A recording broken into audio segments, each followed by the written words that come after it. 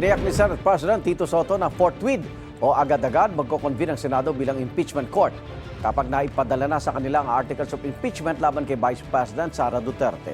Sa pagdinig ng House Justice Committee mamaya, bubusiin naman ang Statement of Assets, Liabilities and Net Worth o SALN at mga hindi umano maipaliwanag na yaman ng Vice Presidente. May unang balita si Tina Panganiban Perez.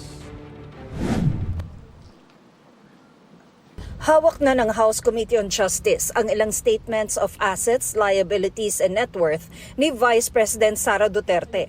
Sa SALN ng BISE noong 2022, ang net worth niya at ng kanyang asawang si Attorney Manasseh Carpio nasa mahigit 71 million. Noong 2023, umakyat ito sa mahigit 77.5 million. Umakyat muli ang net worth ng mag-asawa noong 2024 sa mahigit 88.5 million pesos. Nagdeklara rin silang mag-asawa ng business interest sa ilang kumpanya, kabilang ang GenCorp Industries Inc., kung saan idineklara ni Duterte na stockholder siya mula 2021 hanggang 2024. Pero sa dokumentong ibinigay sa komite ng Securities and Exchange Commission o SEC, hindi nakalista si Duterte bilang stockholder ng naturang kumpanya.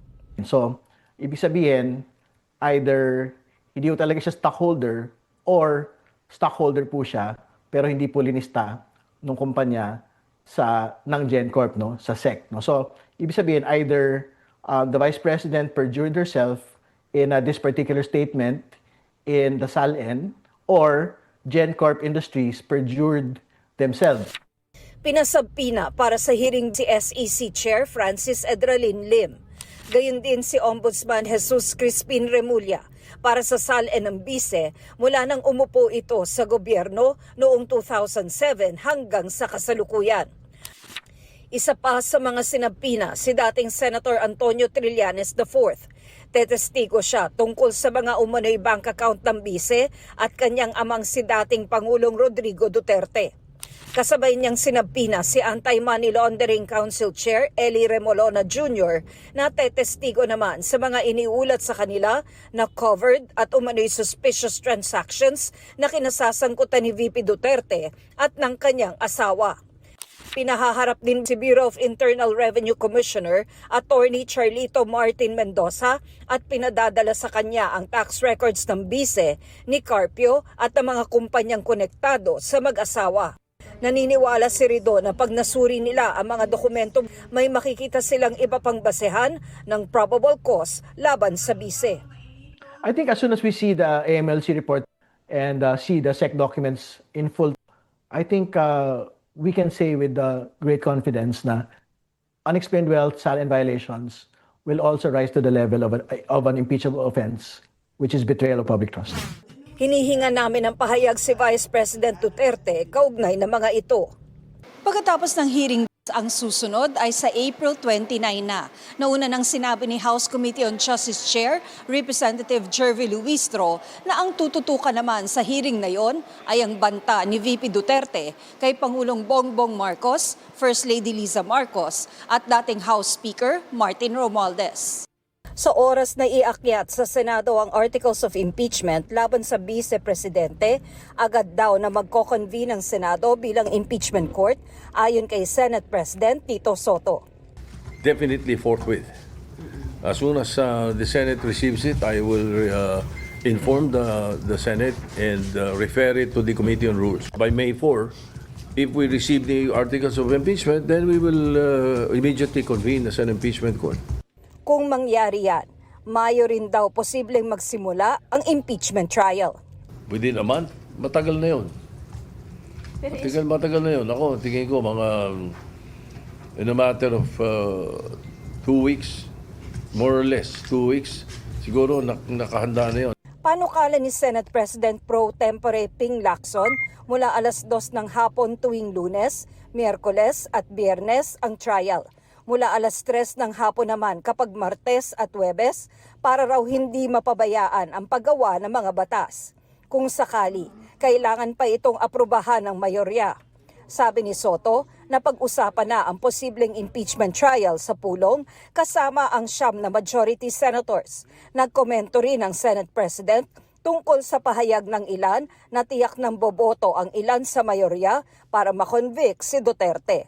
Yung mga maruruming aligasyon, iwan na lang natin sa basurahan kasi maling-mali yun sapagkat it can go both ways. And I would like to think that all 24 senators are impartial and should be and must be impartial. Ito ang unang balita. Tina Panganiban Perez para sa GMA News.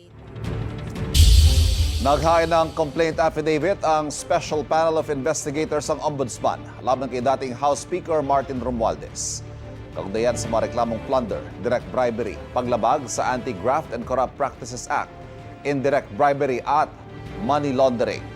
Inaakusahan ng Special Panel si Romualdez bilang mastermind umano sa kickback scheme sa flood control projects.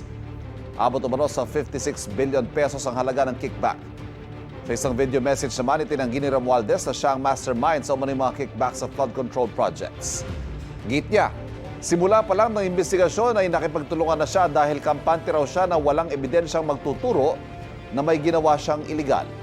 Dagdag pa niya, mahaba ang proseso ng pagbuo ng national budget, kaya dapat daw lahat ng kabilang sa proseso ay kasama sa investigasyon at hindi maging selective ang investigasyon. Wala rin daw ghost at substandard flood control projects sa kanyang distrito. Handa raw siyang depensahan ng sarili at hindi raw niya hayaang maging scapegoat siya habang malaya ang mga totoong may pananagutan. Samantala, humiling na ng precautionary hold departure order ang Ombudsman sa Sandigan Bayan laban kay Romualdez. Hiniling din nila sa Anti-Money Laundering Council na ipa-freeze ang bank assets ni Romualdez. Pumalag ang Malacanang sa sinabi ni dating presidential spokesperson Harry Roque na hindi naman daw nakakulong si dating Congressman Zaldico sa Czech Republic. Kaya nga sinabi kong fake news dahil ako may personal akong pagkakaalam na hindi siya naka-detain. Okay? He is free as a bird. Okay? Hinahamon ko si Bongbong Marcos. Sige nga, pakita nga ng record at saka o larawan man lang ng mga rehas itong Zaldico. Ang Pangulo po ay nagsalita na. Si Secretary Vida ay nagsalita na rin. So bakit po ba natin paniniwalaan ang isang fake news peddler? Wala pang inilalabas sa larawan ng Czech authorities mula nang mahuli si Ko noong Huwebes. Ayon kay Justice Secretary Frederick Vida, mahigpit ang patakaran ng European Union kaugnay sa data privacy kaya limitado lang anya ang ibinibigay na impormasyon tungkol sa pag-aresto kay Ko. Pupunta si Vida sa Czech Republic ngayong linggo para asikasuhin ang pagpapauwi kay Ko. Naharap si Ko sa mga kasong graft at malversation kaugnay sa umano'y substandard flood control projects sa Nauhan Oriental, Mindoro. Dati nang itinanggi ni Ko na sangkot siya sa katiwalian sa flood control projects. Tiniyak ng gobyernong kaligtasan na ni Ko kapag naiuwi na siya sa Pilipinas.